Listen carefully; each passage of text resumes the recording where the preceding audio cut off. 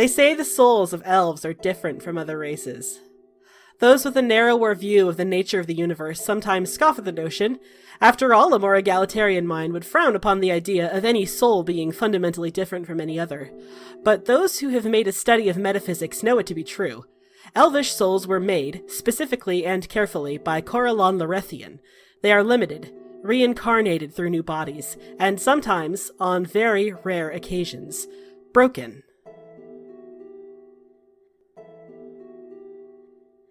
They say that death is not the end, and that is true. It is, however, an end. The end of a perspective, the end of an understanding. The existence of life after death does not diminish the impact of the death. In a battlefield, in a blizzard, in a kingdom long forgotten, an elven queen is bent over her lady love, sobs shaking her body. She has lost so much already, and the thought of losing even more brings her pain beyond description. As she dies in the arms of her lover, her lady, her queen, she gasps out all the comfort she can manage. Don't weep for me. My love, don't weep. I'll cross the ages to find you again. You know I will. I love you. I love you. I'll see you again. And she will. But it will be many centuries, painful, lonely centuries, before it happens. They say when you meet your twin soul, it's like a lightning strike from a clear blue sky. What they neglect to mention is that it's not like lightning, it is lightning. We're in the Anarin Glade, 15 years ago. Qatar has made this pilgrimage before, up the mountain, following the Unicorn Run River, to pay homage at the seat of the Elven Queen. This is, however, the first time he's made the trip on his own, finally old enough in his parents' eyes to make the long journey unsupervised. It's a clear morning, early spring, still cold from the snow runoff flowing down from the top of the mountain. Staff in hand, Qatar finishes the final day of his journey up the perilous but breathtaking mountain. They say, if you can run down the length of the Unicorn River without losing your breath, you'll find your destiny at the bottom. I managed it once, when I was still a boy of 10 or 11. The sound comes first somehow, or perhaps it's only the sound they can process first, a cataclysmic crash from all directions, deafening, thundering through their bones. Then the blinding light that follows. Then the rumbling, straight through their bones and into the earth, lightning from clear blue sky so powerful that they both collapse. They don't stay long, either of them. The child is too scared, the young man too flustered. And the years that follow, they will both forget the encounter ever happened, remembering only the briefest glance through the forest, eyes meeting through the trees, before the lightning. They say some elven souls are broken into halves. And when the halves come together, they're twin soul. Since the events in the Shadowfell, though, I've wondered if it's possible for a soul to break into more than just two. It's storming the day they meet, an insult to the injury of the waist-deep muck. The mire is battered with rain, but Selwyn searches anyway, black hair slick and fingers numb from cold. She just needs a few more bones to complete the skeleton. They say no sane person would ever go to the Mirror of Dead Men.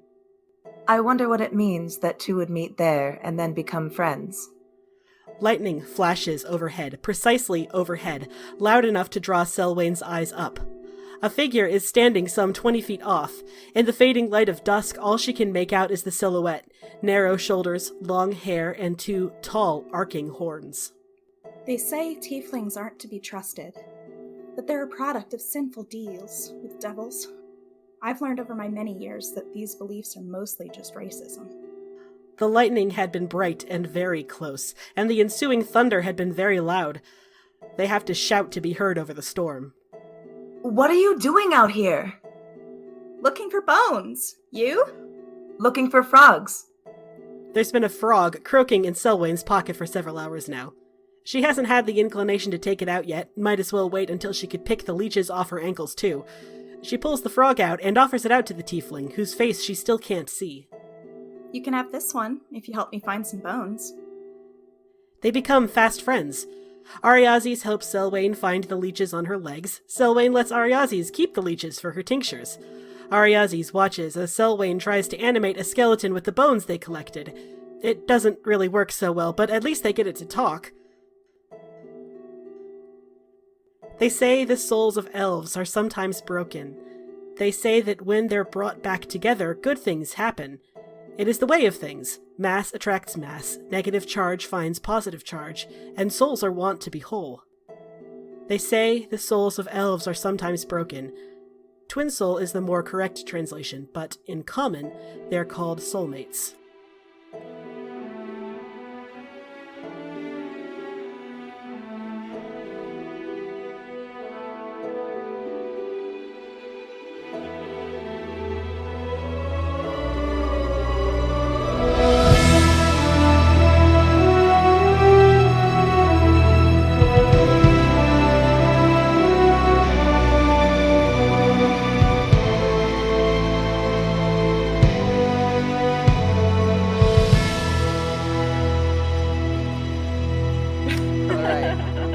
Alright, it's been 3.5 years since our last session. None of us remember what happened. No. I do. No, Lies. there was a tree. And That is not lies. Also, I listened to the I episode. remember Tessa was really pissed off at me because I refused to use this fly spell, but just you wait. I am going to find a way. I'm gonna you find a way wait. to not use all sorts Everything. of things. I'm going to find a way to keep these items in my inventory for the rest of my life. God. Also, I apologize in advance. I'm getting over a cold or something. But I'm not gonna let a cold stop me from recording this episode because, as I said, it's been 14.5 years, and we need to record. It's important. Yeah, we do.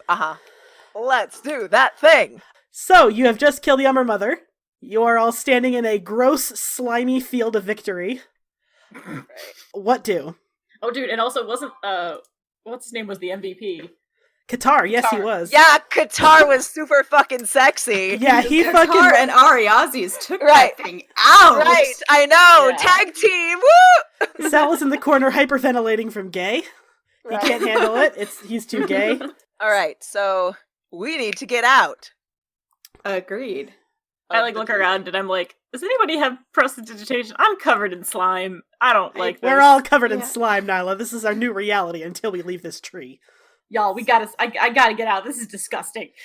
Right, Uh-huh. it is. I don't have an eye and I'm covered in slime. This is possibly the worst couple days that I've had, and it's been a bad couple months. So It has been a very bad couple months. Sal agrees, yes. Yeah. Yes, Still, we probably shouldn't leave until we get what we came for. oh yeah. that is true. So we killed the Umber Mother, which was the source of the problem. Mm-hmm. Yep, you have successfully ridden the Thousand Star Tree of its infestation, and now you need to find the Fey Pillar, which is somewhere tree adjacent, perhaps, or tree within. Okay. Right, we have to explore, basically. Okay. Yeah. I mean, So we have like a network of tunnels, and all Right. the Umber Hulks are dead, right? Well, Nyla, like looks around. The Umber Mother is dead, and with her death, all the other Umber Hulks fled because they have a hive mind. And you Right. kill the Okay. queen, they all just fuck off. And Nyla looks around and starts like being like, are there like tunnels nearby? Or... Oh yes, there are tons and tons of tunnels. Everyone roll perception. Perfect. Or God everyone dang who's it. looking, which Sal is trying Right. to wipe the... It's like snot. It has like the consistency of snot. Off Right. his everything. Does he have Yeah, prestidigitation? Sal does not have prestidigitation, so I God think... damn it. I think Qatar and Ariazes will help you look because they're like, trees! We know trees! Well, it's good. Somebody who's not me should look because I Oh. am. Yes. 25! Yay. Okay, there we go. I'm not even going to Killing bother it. for Ariazes then. Qatar. Oh. Qatar is real hot right now. Qatar I know. activates his X-ray vision. Like Nyla's not into like people, but she's like, I don't know. Right, he's like, trees. I'm a wood elf. I know this shit. I mean, that's fair. That's fair. So, Qatar, the thing that grabs your attention with a 20-5 for perception is the fact that this slime is glowing, and it should not be glowing. Everything you know about Umber Hulks, there is nothing that tells you their slime should be bioluminescent. And in fact, as you are studying this slime, you realize that it gets more glowy further down one particular passage. There aren't a lot of things that could make umber slime, or whatever the fuck it's called. I assume that's the technical term. Right, it's your lore, it's fine. Yeah, it's my lore. I call it umber slime. Fight me about it. Start an argument with me on Twitter. I will go off on you.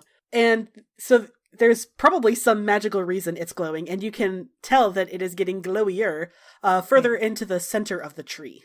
Okay, so he's going to, like, turn around. He's like, if anybody noticed that it's glowing. They did not. They rolled an 8 and a 10. They did not. Okay. I look at you blankly and I'm like, is it not supposed to glow? So Wayne is still so distracted by that tag team killing that, like, what? Sal was so distracted he didn't even roll. Right. Exactly. Ariazis, will say, has gone over to Selaway and is like, are you okay? And yeah, Qatar is like, it's not supposed to be glowing, but I can see the path, so if everybody can just follow me. All right. I mean, okay. Sounds like, yeah, all right, that sounds fun. Yeah, sure. Okay, yeah, so Qatar is like, all right, then everybody follow me. I can see the path. It glows and it's getting brighter. Sounds like that's probably fine and not deadly. Right. Sounds not good. Yeah. Are we glowing? You are covered in slime and the slime is glowing. Excellent. Right. He emphasizes it's not supposed to glow, or at least it's weird. So Qatar leads the way. Yeah. Qatar leads the way. You head a little bit further down, although there's not much more down to get. You are pretty much at the base of the tree, but you do head toward the center, what you think is the center of this massive tree. And indeed, the slime gets brighter and brighter as you follow this trail. And eventually you reach probably one of the most horrifying, disgusting sights you've ever seen. Amidst a 20-foot tall pile of wet eggs in various sacks. I never want to hear that phrase ever I know, again. I just like dry gag. Oh god. Soft, squishy, slightly translucent eggs. With little larvae wriggling inside. I could go on for hours. Oh, I hate larvae so much. Oh god. In the center of all of this is a large pillar, and it looks a whole lot like the pillar that you found at the base of the tower in the Shadowfell. It is roughly the same dimensions, slightly different shape, and it is glowing the same color as the slime, a faint whitish blue. Qatar just makes a disgusted face at all of this, like, well... Sal's in the back like, well, you have to burn this in the ground, huh? Just burn the whole tree to the ground. It's too bad about this ancient tree, just gonna have to destroy everything. Sal, I don't think we're supposed to do that. Like, I'm not very religious, but I think we gotta burn it. Gotta burn it. That's against a religion, I'm pretty sure. Yeah, Ariazis and Qatar I don't both follow Eldath anymore. I'm burning this whole tree to the ground. Okay. I think that's maybe a little extreme, and we can all just maybe take a deep breath. And she like goes over to Sal and she gives Ariazis a look. And she's like, Ariazis, get the pillar so we can get out of here. It's like, yep, okay, I guess it's me. And yeah, Qatar's like, it is definitely you. I'm not touching any of that. Indeed, it is hovering in the center of this egg room. This egg sack room. Oh god, I hate that combination. I hate that. Okay, anyway. You approach, it is rotating slowly around, suffused in this bluish-white light. What do Ariazis? She's going to, like, look around, or, like, try to loop around it, or, like... to make sure there's no traps. She doesn't have detect magic, does she? Let me check. No, she doesn't. You can't make a full loop around it unless you want to step in egg. Nope, she doesn't. She's like, maybe we should check for magic traps? And it's like, I care for my safety, but not so much that I want to step in egg. Right, exactly. She's like, anybody? So if you want to use a spell slot on detect magic, that's fine. I'm a warlock. I can do it for free. Oh, that's true. Excellent. The Raven Queen, your sugar mama, can just give you that ability. So you use your Eldritch Sight, I think it's called, Sylvain? Yes. Eldritch Sight. And the whole room lights up, or specifically, this pillar lights up like a beacon. Like, is there magic? The spell screams, yes, there is magic. There's a lot of magic here. Well, that was helpful. What are you going to tell Ariazis? Like, is there magic? Yes. I mean, no surprise. It's magic as shit. I should have expected that. Ariazi's like, well, there's no other way. Guess I gotta step in egg. Oh, and I think I forgot to mention this. The school of magic is transmutation. Oh wait, hey, ask Sal to do like one of his cantrips, his like burny cantrips, and burn the eggs away in like a pack. I was thinking I could use Ray of Frost. Unless you have physically restrained Salvador, he is already burning the eggs. He's like, ew, gross. If that's the case, then Nyla's trying to do like firefighting around the Time room. for it to die! He's like sacred flaming every single egg, like time for it all to just die! Yeah, so Qatar is like edging away from the fire, like a little bit. Okay, you do that if you need to. But Ariazi's like, you know what? Fuck it. I'm just gonna walk through the eggs and squish through it. It's fine. You ford through wet, soggy eggs, Ariazis. And I'm you just are... imagining like egg salad. God. It has the consistency of egg salad. Thanks, Amber. Love that image. Except wetter. It's more wet. Oh God, stop. No, I can't. Okay. And you are now face to face with what you can only assume is the Fey Pillar.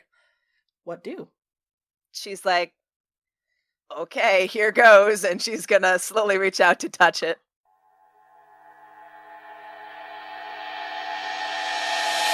Ariazis, Mm-hmm. you touch the Fey Pillar, and time freezes around you. Okay. Salvador frantically burning everything with sacred flame, Nyla helping him, Qatar inching away, Selwyn trying not to gag. It all just sort of freezes.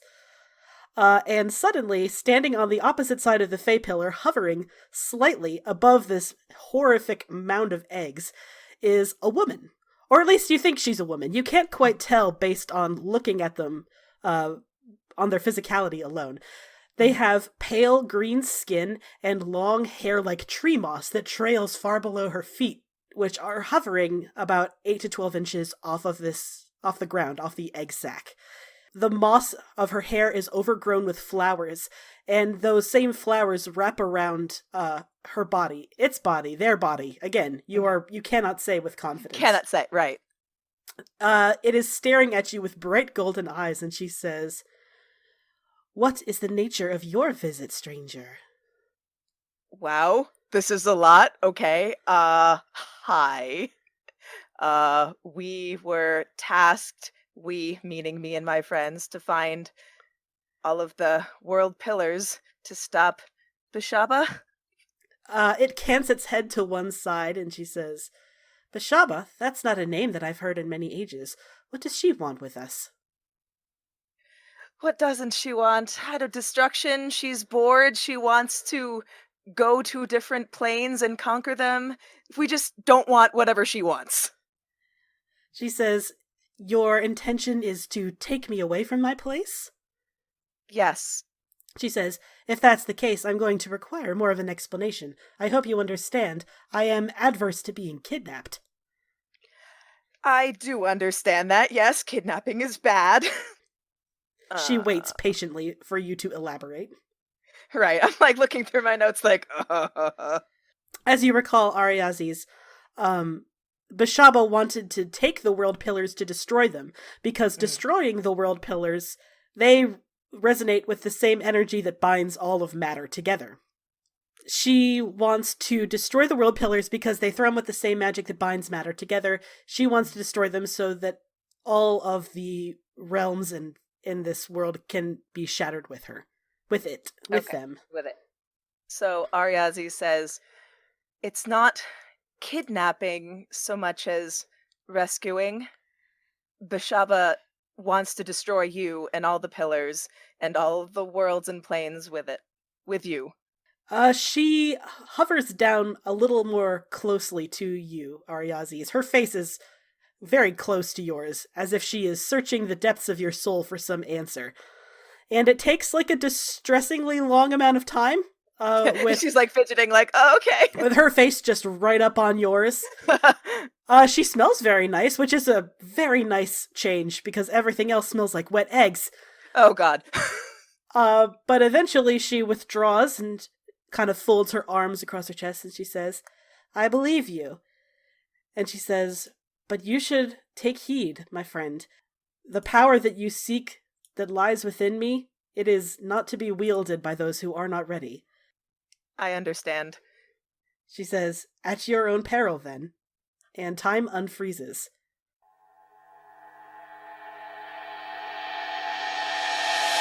Ariazis, you successfully close your hand around the Fey pillar, and as soon as you do, it transforms in your grasp into a long cloak. Why don't you go ahead and post that cloak, the image that you gave me. Hey! I know, right? In tabletop, so we can all admire how extra it is. Oh, it is so unbelievably extra. It is suddenly she bursts into flowers. It's just a fucking. Oh my god! It is a cloak made from flowers, white, violet, red. It is quite long. It is very beautiful. You can't imagine it's practical to wear. Yeah, how do you walk around in that shit? Same way I walk around in my robes, right? And you suddenly are in possession, Ariazis, of the witch cloak. Ooh, oh my god! Holy fuck. That's a lot. I'm going to read this out loud because this is a podcast. The Witch Cloak, legendary, requires attunement. The Witch Cloak has 3 charges and regains 1 charge every day at midnight.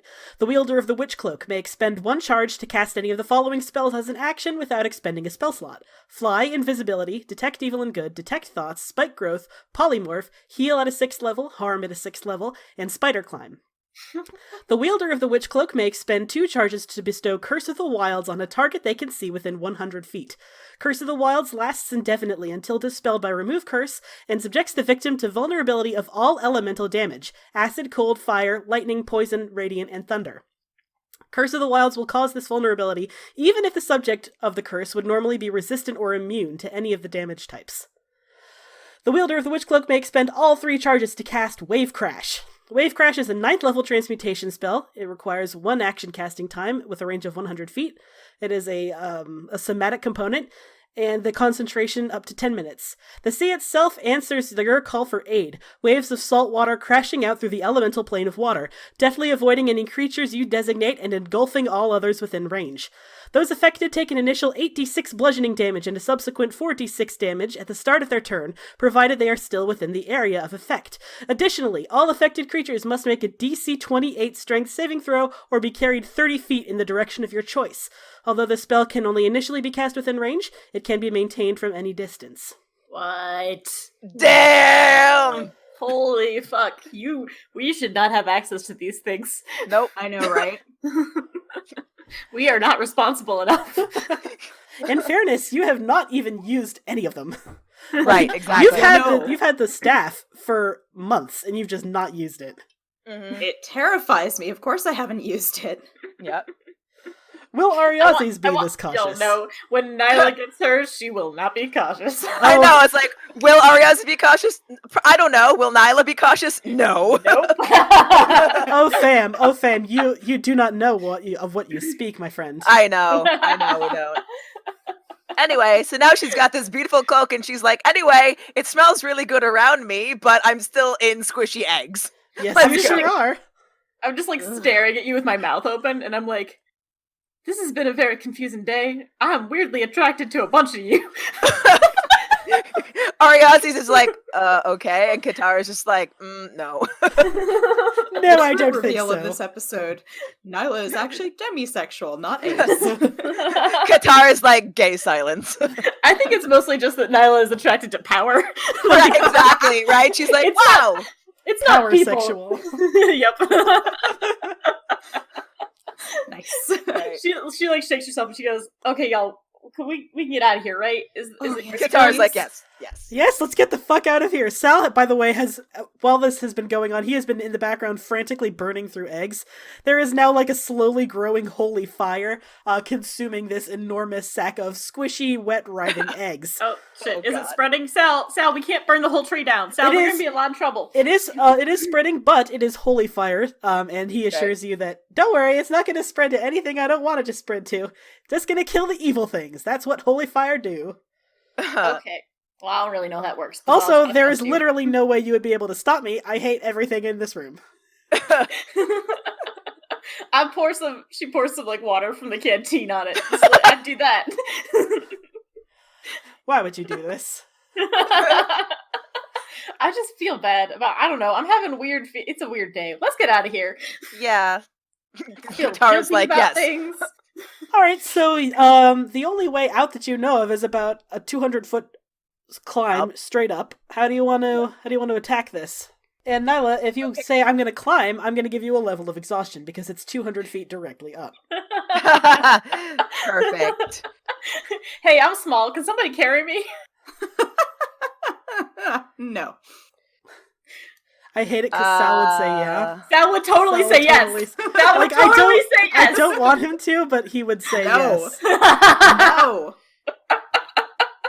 Absolutely not. Do not even think about it. Do not come on. indulge her. This But- is a strategic. I don't want her to get tired. Sal, I lost my eye. We will lo- all she get lost- tired. But she lost her eye, Selwyn. I gave it up for you. She gave it up for us, Selwyn. Stop trying to guilt trip us, Arias.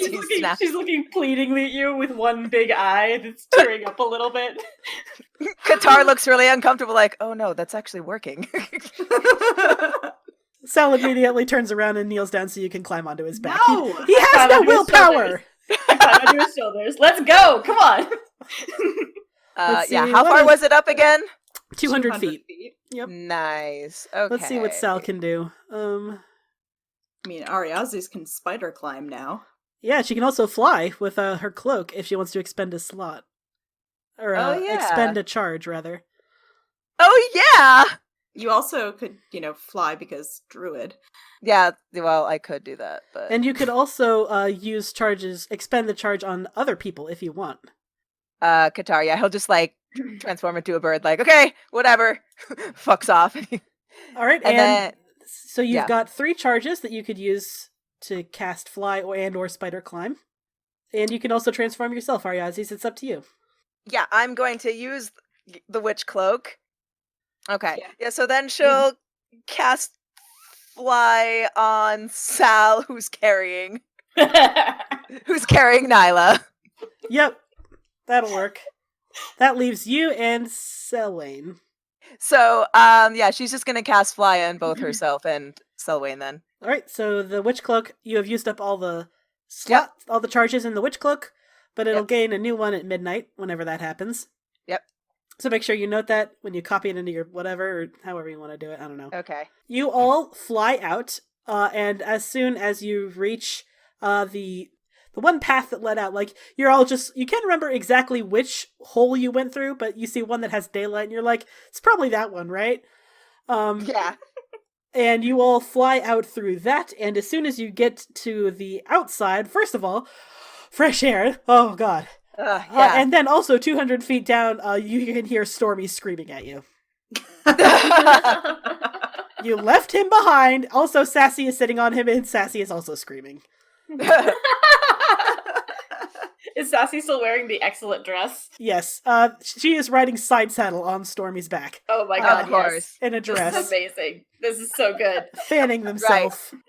And just screaming. Not even words or anything. Stormy saw you and started screaming, and then Sassy's like, well, I suppose when in Rome. Just start screaming too. Oh my Yeah, god, yeah. start doing that around toddlers. Right. Ariazis just looks at Selwyn and is like, whoops. Nyla looks at both of you and is like, this is why I said we shouldn't have any pets. I mean, Sassy's not a pet. Sassy's basically a pet. Ariazis like, Sassy, they called you a pet! Sassy can't hear you. She is too busy screaming. Right, exactly. It's, all the way. It's 200 feet down. It's like, welp, what do? Well, I guess we should go down towards the screaming things and get them to shut up before other things might notice. Uh-huh. Sal is already flying down. Okay. Okay, guys, can we not?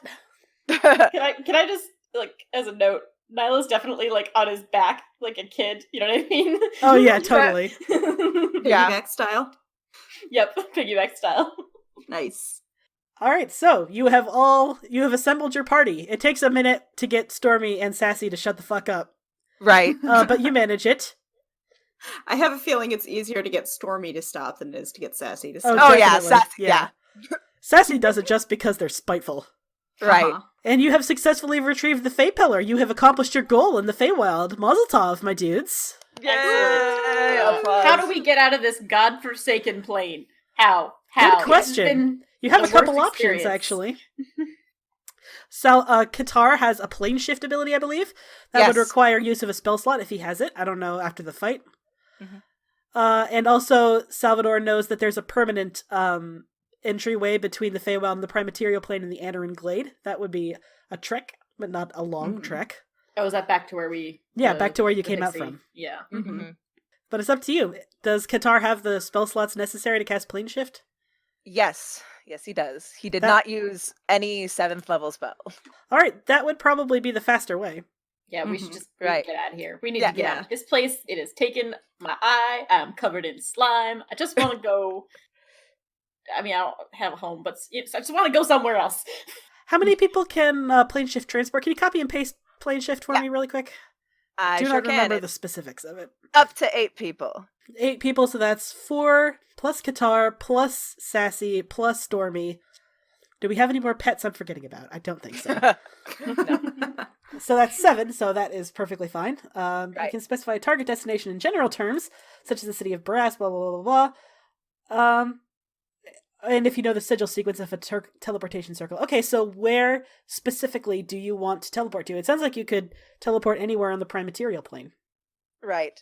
So yeah, Qatar is going to explain to the party like I can plane shift. That would be the fastest way. So I was It's like, all right, that's fine with me. like, is there a specific place that you want to end up, or should I just choose wherever? Well, should we maybe go back to the Anarin Glade and meet up with the others? That was my plan. Yeah, we should definitely go back and meet. I mean, that's going to be an unpleasant reunion, but yeah. I It mean, sure it's kind would of our fault. Is it our fault? I don't know. It is our fault adjacent, Salvador Right. says. I'm very uncomfortable being that close to being at fault for things, but yeah, I think we got a responsibility. Yeah, we Yeah, need to so- come up with a plan of attack for what we're going to do. Yeah, so you have to link hands to do this spell. So I'm gonna say like Qatar just like slowly takes Sal's hand first. Oh. Salvador dissolves into dust. And then he looks around, Qatar looks around like, we all must link hands. And, you know, he waits for Ariazi to take his other hand. Oh, for the spell. Yep. You got to do for the spell to work to do the. Mhm. Nyla takes Sal's other hand. She's like, okay, there, calm down there, bucko. I'm fine! Yeah, I guess Stormy technically has hands, so that's fine. Sure, right, yeah. Yeah. Ariazi's can touch Yeah, I was him. gonna say, like, Selwyn would like to take your other hand, but also knows that we need to get Stormy into Right, this yeah, mix so somehow. yeah, she's gonna touch, Ariazi's gonna touch Stormy's big old flank with her other hand, and I'm gonna say, like, as he's casting it, Qatar just squeezes Sal's hand a little. Oh, what? Uh-huh. Yeah, you've broken him. Congratulations. Right. It And doesn't then- take a lot. He is extremely gay. We're running out of clerics, y'all. We can't. That's true. You lost your last cleric. Oh no! I forgot about Escher! Oh no! Stop breaking our gay clerics. Alright, yeah, so anyway, he casts plane shift. Into the Anarin Glade, which definitely has its own permanent circle of teleportation. It is a capital P place. Mhm. So you all shift back, and the last time you were in this ruin, it was definitely ruined because, you know, there was a fire and the whole horrible betrayal by Salvador's father, burning the glade and killing the queen, and also a whole lot of other people. But now there are some very, very early signs of regeneration, of growth. The ground is still mostly ashy and barren, but there are new plants that have sprung up through the desolation. Some of the trees are starting to be magically healed. And there's even the water that flows down from the mountaintop, the river that runs down, is clear, and it's not running black with ash anymore. Baby Yay. steps! Yeah, baby steps. But yes, you teleport in, and the Circle of the Moon, run by Archdruid Halia, is still putting things together, making things nice and tidy. Welcome home! Ish. Woohoo! Ish. Homish. I guess having the material plane is our home. It's kind of like visiting another country. Right, exactly. Like, and the Anarin Glade is definitely Sal's home, or at least it was before it was destroyed. Right. We'll say, like, as the spell fades, like, Qatar's hand lingers a little bit longer than necessary. Salvador probably does something like rip his hand away and then like dive out a window. I don't know. Right. Dive out a tree, who knows? All right, so you're home. What do you want to do? There are guess lots we of should check. people. You could look around to see if you can find the original failures. Yeah. Yeah, to Is see if they anybody made it there, yeah. Mm-hmm. All right. So you tell me, have the original failures made it there? Did they take up the offer Sal gave them of bunking with the Circle of the Moon? If they said that they were friends of Salvador and they had some way to prove it, they would definitely be given, the nice rooms. Then the fun quarters. So what is everyone doing? Each of the original failures, knowing where you are in this place of high magic and a place of profound import for druids. There are no druids in the original failures, but it's still nice. Vaku is like freaking out, like, magic, and then like grabs the nearest druid and's like, how do you talk to animals? Tell me! The druid screams and runs away. Nerd. I mean, Ember's like, it's not sulking. He's like, he lost his husband and his house and his mother, and it's not great. So and Baku hit him over the head with, let's just a say rock. he's in a state of deep depression and is like not left his room. Aw, poor babe. Oh, baby. Poor sad paladin. What about Vasha? What's Vasha doing? Vasha is probably trying to help out as much as they can. I mean, they don't have like a lot of Healy type stuff or things like that, but they can help out with, moving debris and things like that. And, Plants? I can help with plants? I know. Ember gave up the chance to work with plants. He's a depressed bab. Yeah, a lot of people he really cared about are dead. So I know. Right. No, so Vasha is probably just helping out any way that they can, mostly to keep busy and hunting, keeping people fed, all that jazz. And Kostya is probably trying to get Ember, a little bit okay, but he's also reeling from all the losses. Yeah, it was not easy. So as you are all gaining your feet, the new failures, as you are all gaining your feet after this spell, you realize, what's everyone's passive perception? Good question. 11. Not great. Not great. Also 11. Qatar is 14, and Ariazi is also 14. I'll give this to Qatar then, because we need to move this ship along, clearly. Right, we do. Qatar, Salvador has not left his Eladrin form. He is, when he went in, as you recall, when he first went into the Feywild, the Eladrin half of his blood came out, and he presented as a winter Eladrin because he was grieving and mourning. But now he is out in the prime material plane, and he is still, his hair is still mostly ice, and his fingertips are still tinged with blue. He still looks like a winter Eladrin. Oh boy. Huh. How delicious for the ship. Okay. Finally, some good fucking food is what Kay thinks. Anyway. Qatar is going to, cant his head to his side and, try to approach Sal without startling him, since, there was the hand-holding and the squeezing earlier. Sal just immediately walks past you because he wants to find where everyone is. Qatar is going to put a hand on his shoulder to stop him. And What? We gotta find them, what? I know we do, but why are you still in your Eladrin form? He hasn't even noticed, of course, he's not around a mirror. He looks down at his hands like, oh, I don't know. That's strange, considering we're no longer in the Feywild. Yeah, it's a little weird. I don't feel different, though. It's probably, I don't know, residual magic from the Feywild? It's probably not a big deal. Like I said, I feel fine. You say things are not a big deal a lot. I beg to differ. Yeah, well, we don't really have time for my mental breakdown right now, Qatar. We gotta save the world, so how about we go do that? We need you to save the world, though. Yeah, well, let's just go. Can we go? Let's do the world saving thing, and then we can worry about. Mm-hmm. And he makes this gesture, as if you should know what the hell he's talking about. Qatar, of course, does not know what the hell Sal is talking about, but seeing as he is distressed, he just sort of releases him. It's like, okay, we will talk about it. We will talk about it later, though. Can't wait, but it's going to be very good. A good conversation. Salvador heads out. The teleportation circle was sort of at the base of this hollowed out tree.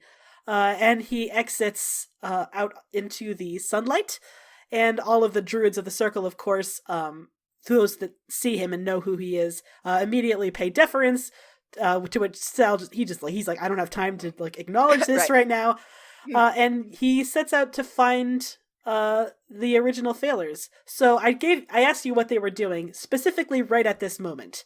Where are they? I imagine the Amber is moping in his room. Mm-hmm. Yes, that is correct. Being a sad sack. He's very good at it. Justifiably so, but still Yes. a sad sack. Right. Where is Vasha right at the second? Um, And if the answer could be somewhere nearby, I'd really appreciate it, because I'm trying to orchestrate a thing. Right. I guess they're cleaning something over by the fire or whatever. Baku? We'll say that Baku has given up on scaring the druids because, giant dragonborn, and went to go keep Ember company is ranting, nobody's telling me how I can cast a spell to speak to rabbits. Truly, Ember's the just greatest tragedy of our age. Ember just looks up from his pillow and is and then puts his head back in the pillow.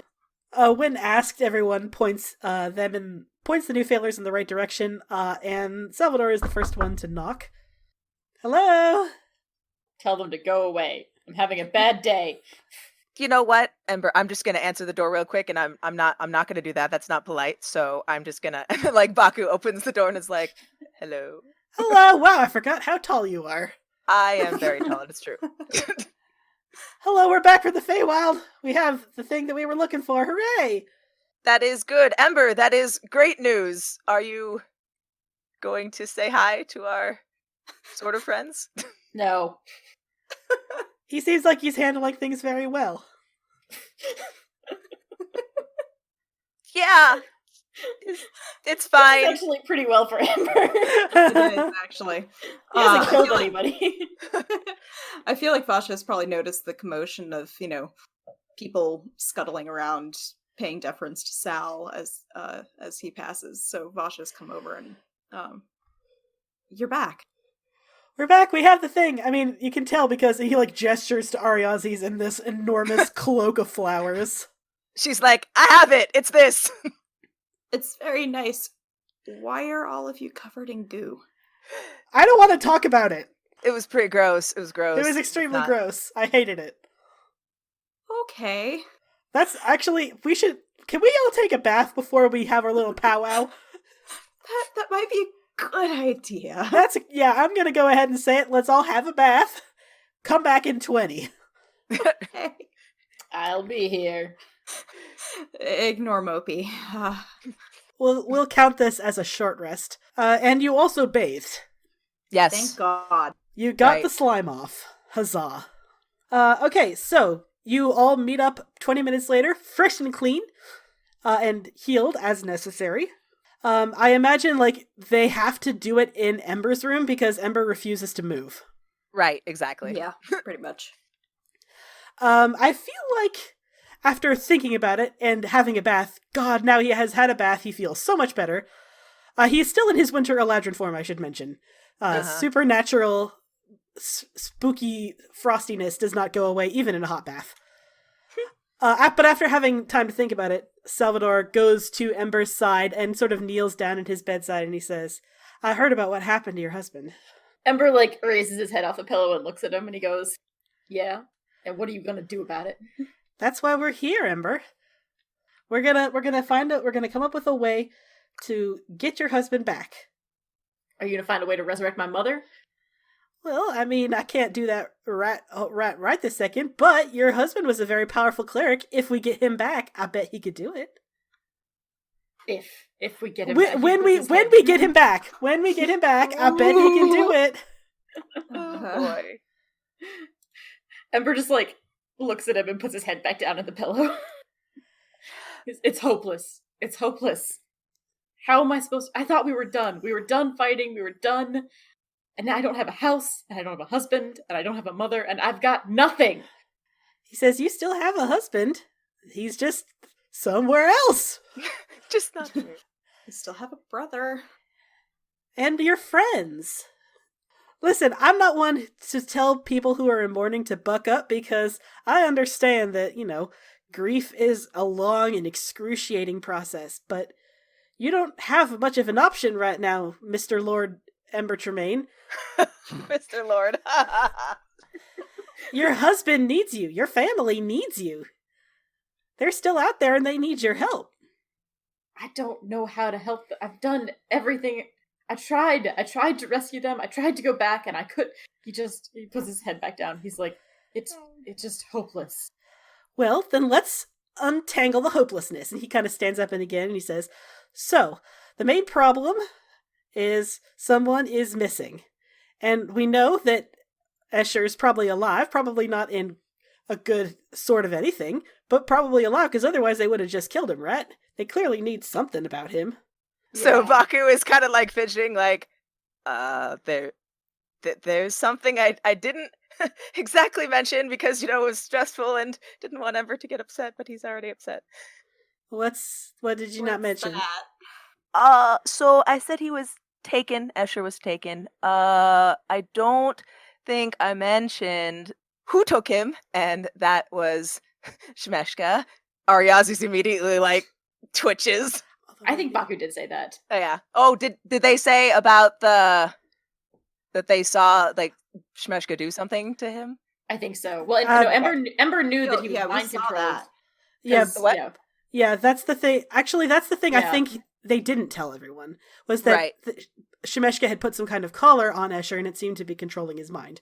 Which, as for everyone who doesn't know, because this is ancient history, Escher was mind controlled for years by the vampire Strahd von Zarevich. So being mind controlled is like the worst thing that could happen to him, emotionally, mentally. It's his worst fear. Let's say for the Yeah. sake of this that Ember didn't know that happened. Yeah, He's gonna sit up in bed and like stalk over and like get really threatening up in Baku's space. He's still smaller than him, but still. Right, of course. Baku is very big. He's a large dragon. Why didn't you tell me this earlier? He's... Oh god. We have to get him out. We have to get him out now. Baku, like, puts their hands on Ember's shoulder, like, we do, because she put a collar on him. She did what? How did she even do that? You know he had that resistance. He had the power he wasn't supposed to ever be mind controlled again. I know. It was so fast, and then they were both gone. We have to get, I know I've been saying this, and nothing I've been doing has been able to help, but we have to get him out. You have to help me. Of course, I'll help you. That's why we're here. That's why we're here, Baku, Ember. yeah. We're all here because we wanna help.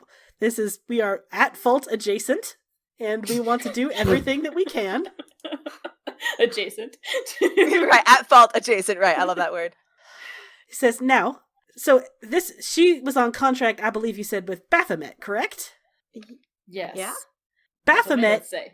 Baphomet is a demon lord of the abyss, which means that if Escher was taken anywhere, it was probably be to the abyss with him, which is not great.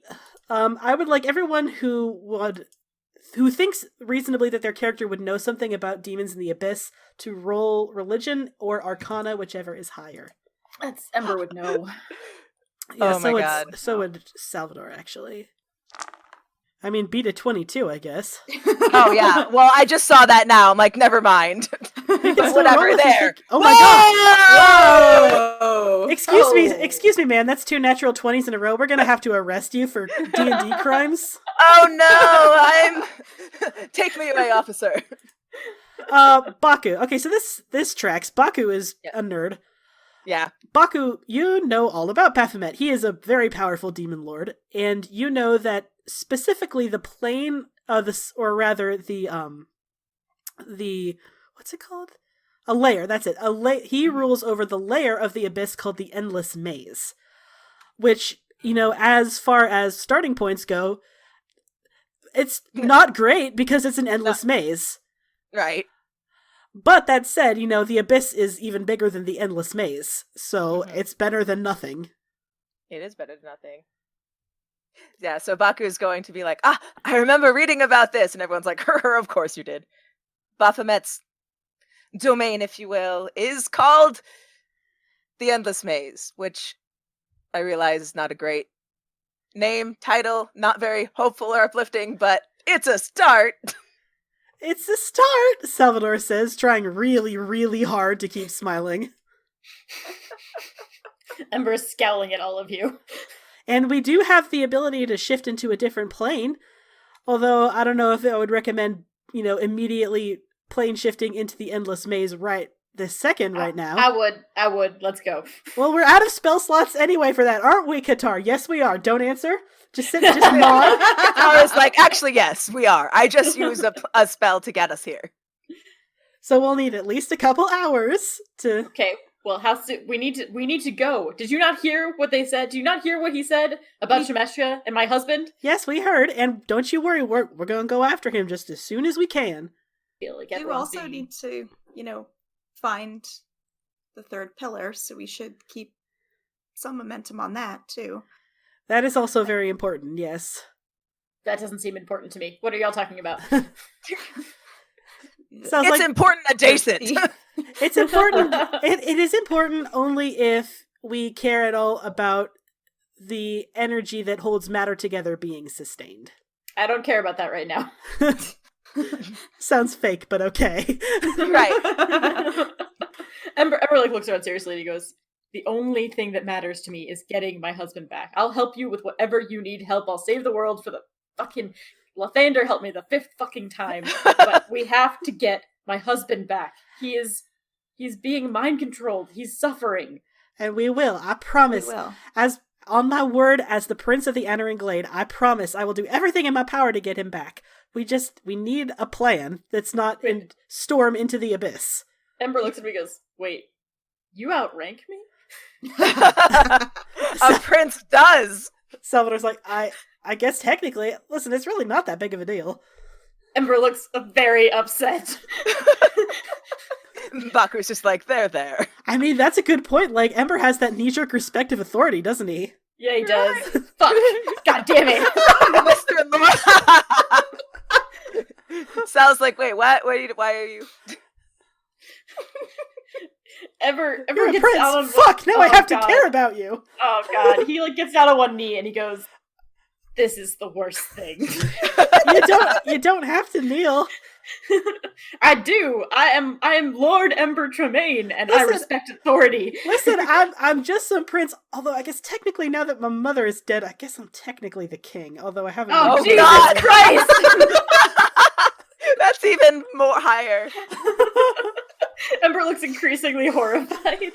Listen, it's really not important. I don't really have time to worry about all the formalities and stuff right now. We're kind of fighting the end of the world, so let's just focus on that. I'll tell someone to make some food, and we'll have a big meal, and we'll strategize over what to do, and then we'll get a good night's rest, and we'll go from there, okay? Oh. That sounds Yes, like a fantastic plan. Team, hands in! No. Sal is trying so hard to stay posy. He is trying so hard. I feel like Selwyn puts a hand in because she recognizes that. Right. Hands in! Ember looks at him and he's like, yes, my liege. Please don't call me that. I hate this. But he's very cranky about it. We'll say the others do too. Take their hand off and toss it in the middle. Yeah, that's what Sassy does. Hands in. Got it! Yay! Hands in, guys. So Salvador, normally the Anarin Glade would be a full functioning castle, basically, and small village surrounding it. But things as they are right now, we're working on a skeleton crew. Sassy in the back of my head's like, skeleton crew. Oh no! Oh no! But They still manage to whip up a little something. It's not a huge, sumptuous meal, but, with Vasha's help hunting, they're able to, they've got a deer and some, probably some foraged root vegetables, stuff like that. It makes a decent meal. And it's nice to have someone do things for you, because you've been traveling a lot. A lately. lot, yeah. You have not barely stopped to take a breath. And you all get private quarters, and it's quite nice, and you all benefit from a long rest. So go ahead and update all that shit. Put your spell slots back. Yay. If you're missing any health, stop that. Don't do that anymore. Yeah. Any health? Come back. That's illegal now. And that also counts for the old failers. Ember and Baku and Vasha. Okay. Mm-hmm. Not Escher. He's not here. Oh boy. God damn it, Well, Tessa. yeah. He was taken. Now I get my level 4 spell slots back. Good job, Baku. You did a thing. We're all so proud of you. I just want him to be happy. I don't understand why you can't just let my people be happy. The happiness means more after you've gone through hell. Now sit down and let me do a story. Oh. Selwyn, Yeah. it is the middle of the night. You are trancing, deep in your trance. And suddenly, the door bursts open. What? There is a shadowy figure standing in the doorway, and it is rushing toward you. What do you do? Quick, think! What's your I'm dex, thinking. lol? I am thinking. Fuck off. Yeah, I mean, Think. it's... What would I'm Nyla do? not Nyla. I don't fling a knife. Throw a knife at it! No. Selwyn does not do that. Look, throwing a knife at somebody is a perfectly reasonable reaction, and No, honestly, it is not. That is only a Nyla reaction. y'all are missing out. Okay, that's all I'm saying. Okay, no, frankly, probably shrieks and just, like, flings hands up into, like, a spellcasting position, ready to cast something. But, like, she's a wizard. She's like, what's going on? What do I do? Which spell do I cast? Fuck! The shadow, which is backlit by a light, there's a bunch of lanterns out the hallway, which is backlighting him. It vaults toward you and seizes you by both your hands, and suddenly, in the darkness, you are able to make out the familiar face of Elminster. Sir! What's going on? He is haggard, he is frantic, his eyes, you have never seen them so big, and he says, Selwyn, I need to talk to you, you're in terrible danger! Take a breath, calm down, what's going on? Where is everyone? I need to talk to everyone, especially the princeling. In the other rooms? Get up! He like vaults to his feet and he kind of accidentally half tugs you off the bed in the process. Like, if he had a pot and pan, he'd just be walking down the hallway banging that shit like, get up! All of you, get up! We have an emergency! Guys, it's okay, it's Elminster! Nyla definitely wakes up and throws a knife at the door. Luckily, it's not open. Salvador wakes up and is relieved to see that he's not the one getting stabbed this time. For Right. once. For one. Nyla looks around, she goes, what the fuck is going on? Well, it's too early. She, like, gets out of bed with her knife still in hand. She's like, what's the emergency? Is there another golem? Elminster is standing in the middle of the hallway, and now that he is properly lit, Selwyn, and everyone else who can see him, rubbing their eyes groggily, Right. he looks like he's been in a fight recently. His clothes are torn, his beard looks singed in places, which seems strange, and he is staring wildly and frenetically, and finally, he goes up to Salvador and he grabs him by both shoulders and he says, I have very dire news concerning your father and concerning the enemies who are chasing you down. And Salvador says, I just woke up. I'm not even sure where I am. Nyla looks around, she goes, who's the dirty hobo? He says, I have been pursued by any number of devils and demons in the past few hours. Forgive me for being a little haggard. Listen, we don't have a lot of time. There's something chasing us. Is it another Us? golem? Us. Ariazis is like, why do you think it's always golems? It's always golems! I mean, honestly, it is always It is. golems. It has been quite a season for golems. Yes.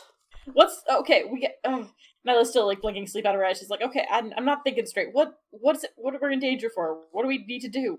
Right before he can say anything, an enormous 10-foot tall arrow flies through the window, crashing through glass, embedding itself in the wall. I want everyone to roll initiative. Oh my god! All right, first up in the order is a thing that you haven't seen yet. Great. Part of the oaken wall, the wall of this tree that has been hollowed out to create the passage of this castle, is shattered, and splinters of wood go flying. I want everyone to make a dexterity saving throw, and anyone who gets less than 15 is going to take some damage. 18 slashing damage. Okay. Ow. And that includes Salvador, I believe. Yep, that includes Salvador. Another arrow flies in through the room. This one goes straight through the window and embeds itself it's about to go straight for you, Ember. I want you to... Actually, I think this is a roll to hit if it has a target. Don't make me make a dex save. Oh no. Yeah, because it's not a... it's just a roll to hit. You are not wearing your armor, by the way. You are all in Yeah, we're all sleeping. You're all in your PJs. Sleeping or trancing. Does a 13 hit you without any armor, Ember? Yes, it does. All right. In that case, you take... Ooh, fun. This is a fun ability. Oh no. God. When the DM says it's fun, oh no. So this enormous, it's got to be 6 foot long bolt, races out through the air, hits you very, very hard in the shoulder, Ember, and then explodes on impact. Motherfucker. So you are going to take 1d10 plus 4 plus 5d6 fire damage. That's not as much because I rolled like 3 ones. Still, you take 18 fire damage, and then let's say Vasha, you also take 9. That's the explosion damage. You were next door, so you were next to him. Ember gets up at this point and goes, I'm having a very bad week. Baku, you are next up in the order. These things have come flying through the window. You don't even know what's happening. Yeah, exactly. They haven't seen anything. They're like, what do? Shit. Yeah, because they can't see anything. I kind of want to do True Strike. Does that tell you, like, what the fuck it is? You have to see. You have to target. see it. That's right. Okay. Never mind. You can go to the window or the broken fragment of wall to get a look. There we go. Baku's gonna have a good look-see. You peer through the wall with, little splinters still raining down, and you see... I probably should have brought up the pictures for these, huh? Maybe.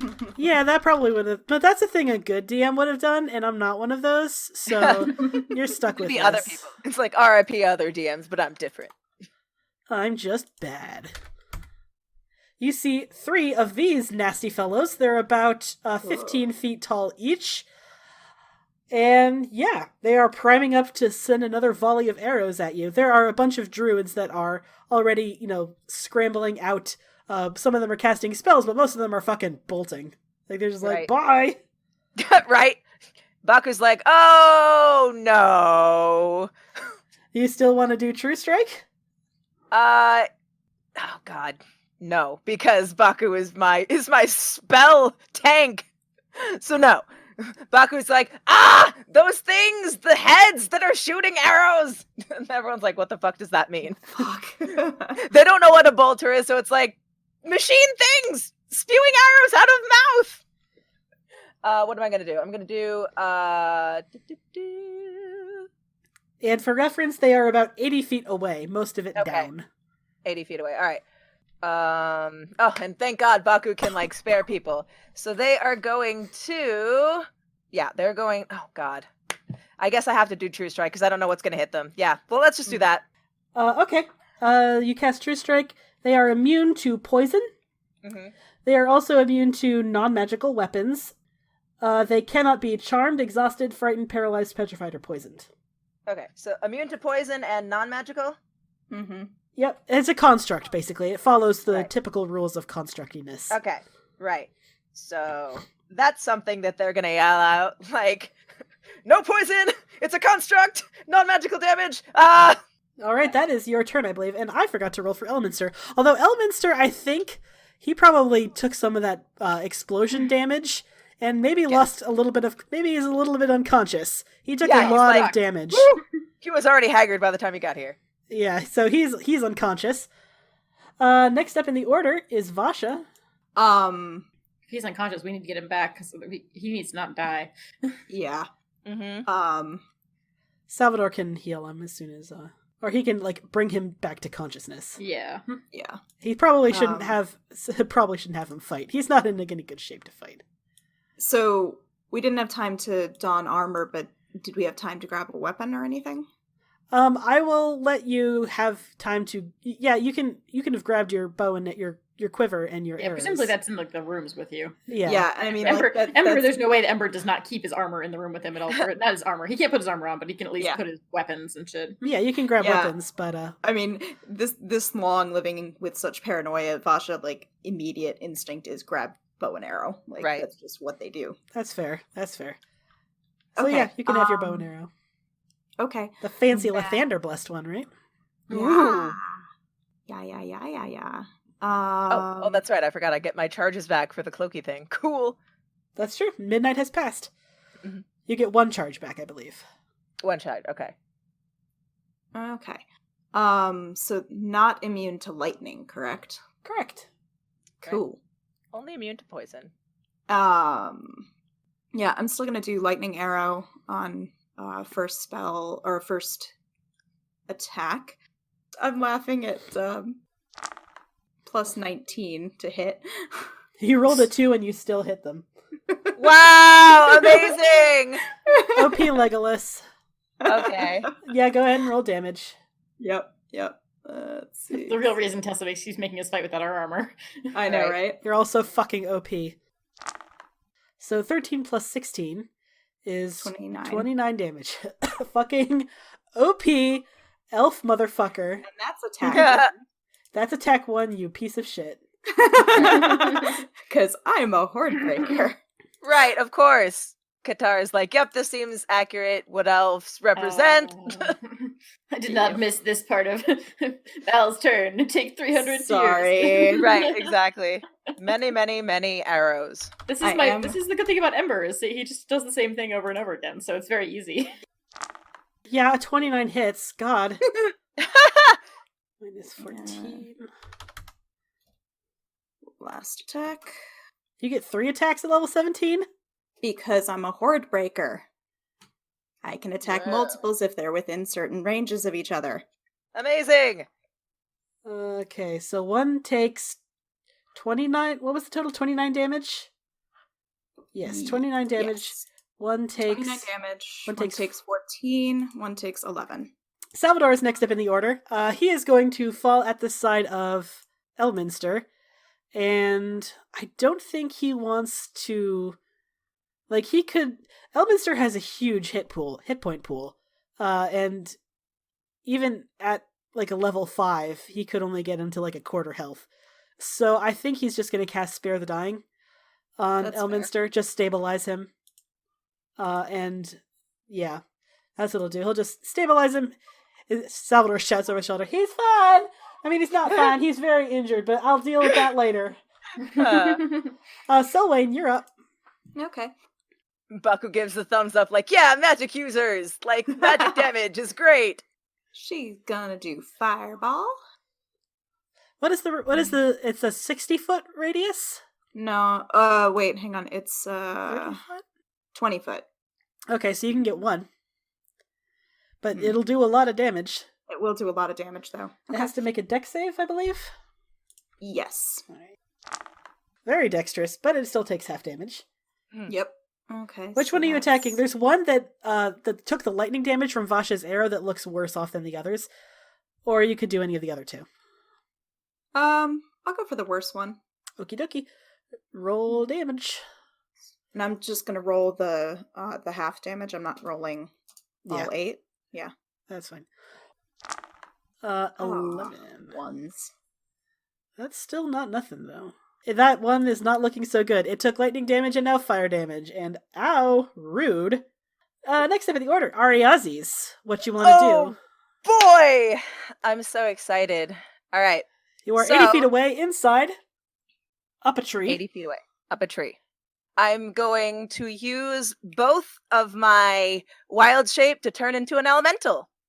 Okay. What? And earth elemental. I hope as an elemental you can attack from range. Let's find out. Let's say she jumps out the tree and transforms as she's falling. I don't know. That's cool as hell. You're probably going to take fall damage. Yeah, she is. That's fine. So, I yeah. mean, it's extremely cool and aesthetic, but you are definitely going to take some fall damage. That's all fine. about the aesthetic. I will eat that. Exactly. She's like, Dad, I could be cool too. Selene gives a muffled shriek as you do that.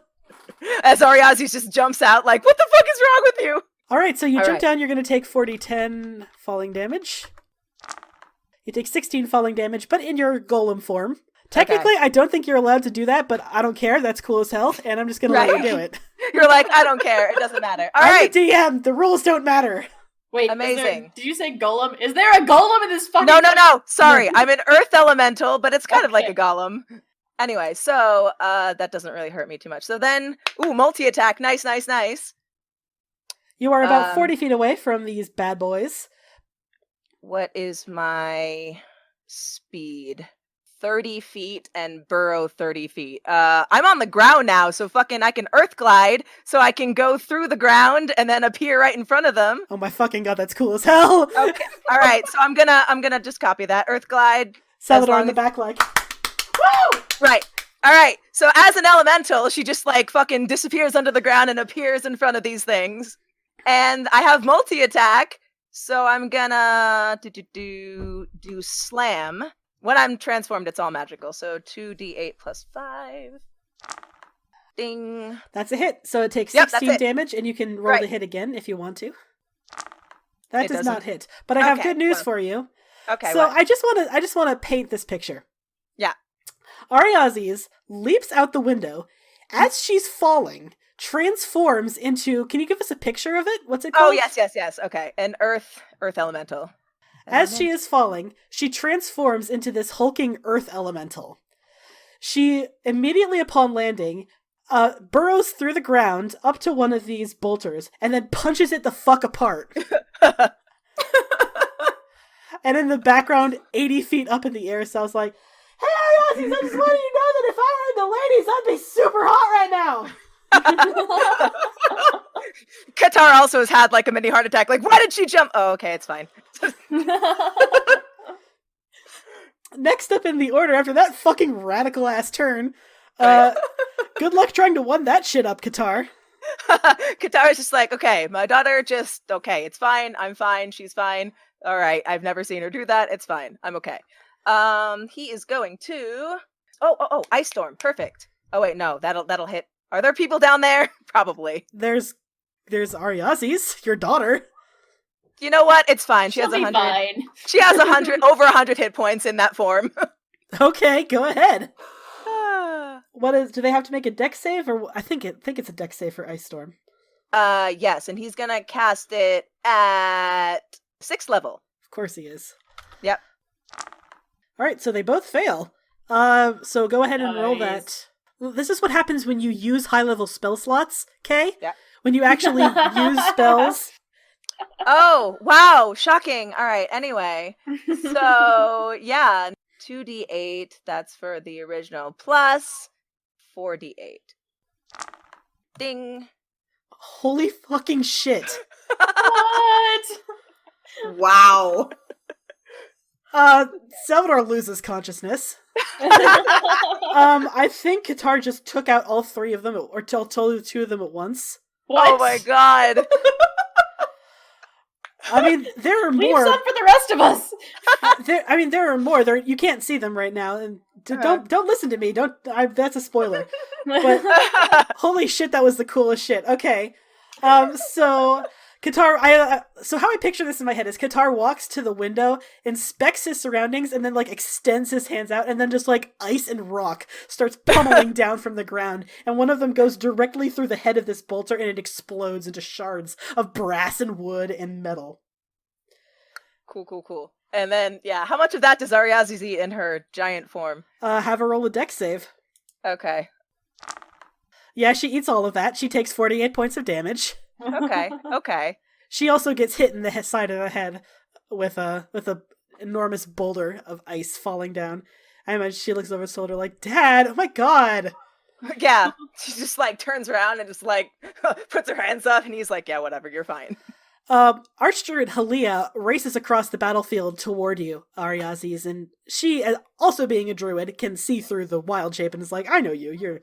And she says, there are more coming around from the western side. I think we're under siege. All she can do is roar. No, it wouldn't be roar, it'd be like... Yeah, exactly. It's like, they only speak Terran, so she's gonna, make a rumbling noise. Like, Hey, Selwyn speaks Terran. Excellent! Finally! So Selwyn hears, like, Ariazes go, well, fuck! Well, shit! Screams back in Terran, what? There's more! Fuck! Salvador, who does not speak Terran. What? There's more of them! Fuck! That's what I just said! Okay, so we are still in initiative order, and it is now Nyla's turn. You have just been told indirectly that, oh my god, there's more of them, and it sounds like they're coming from the west. How many more? Who knows? Don't know. She did say siege, so Right. probably a lot of them. Right, a lot. Excellent. Should we get the fuck out of here? Salvador is not willing to give up his home. Not again. He looks like he is standing up. He's ready to fucking fight. Mm-hmm. Ember looks at him and is like, motherfucking... So And now I have to do some it. people can lose their fucking homes and the rest... I mean, also, in fairness, the Anarin Glade has, like, a small army of druids to defend it. Right. That's Exactly. true. You had, like, 18 servants. So, Okay. Nyla brings out her whip and she goes, well, I guess we're doing this fucking thing. And she's gonna use Misty Step to teleport down there. to teleport down to the ground. Yes. Alright. Salvador, by the way, is going to shout out. He is still wearing the Glade Queen's crown. Oh, I guess technically the Glade King's crown now? There we He's, go. There he's we not. go. He hasn't Perfect. been coronated or anything, but whatever. And he can tell you exactly where the bulk of the shit is going on. He can Okay. tell you. He relays to you that the druids are holding off the small bolters, which is the ones that you just fucking decimated, Qatar. But there is something much larger at the west, which seems like the big threat. They're having trouble taking it down.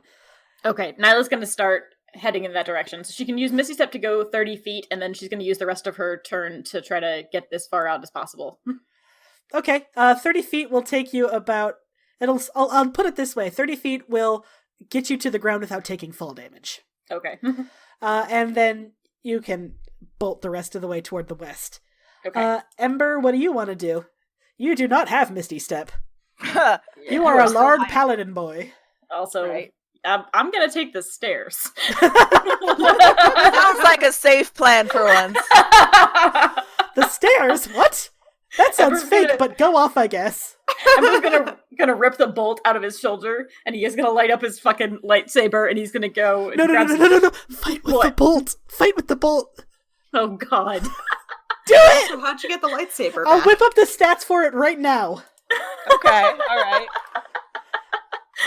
I mean, if you give me some good fucking stats for the bolt, I'll fight with the fucking bolt. Okay, and hang on. Let me find out what the stance of a regular lance are. Oh my god. I'll try to keep this short. I really want to see this happen. This is fucking cool as hell. Right. Lance does 1d12 damage, but this one, I'm gonna say it does 2d12 damage, and you can use it as a martial weapon.